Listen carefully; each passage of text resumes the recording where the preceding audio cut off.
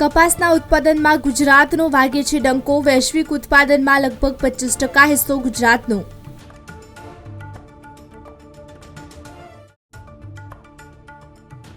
નિકાસબંધી હટતા માર્કેટયાર્ડમાં ડુંગળીનો કારોબાર ફરી શરૂ થયો. મણના 280 થી 470 રૂપિયા ભાવ.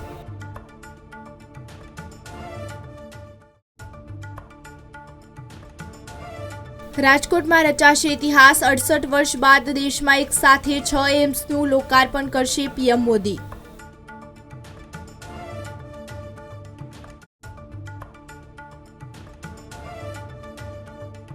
દોઢ કલાકમાં થતું કામ ફક્ત 15 મિનિટમાં. અમદાવાદ એરપોર્ટમાં તમામ 7 ઈ-ગેટ પર ડીજી યાત્રા શરૂ. ચેક-ઇન સાથે સેલ્ફ બેગેજ ડ્રોપ સિસ્ટમથી સામાન ઝડપથી.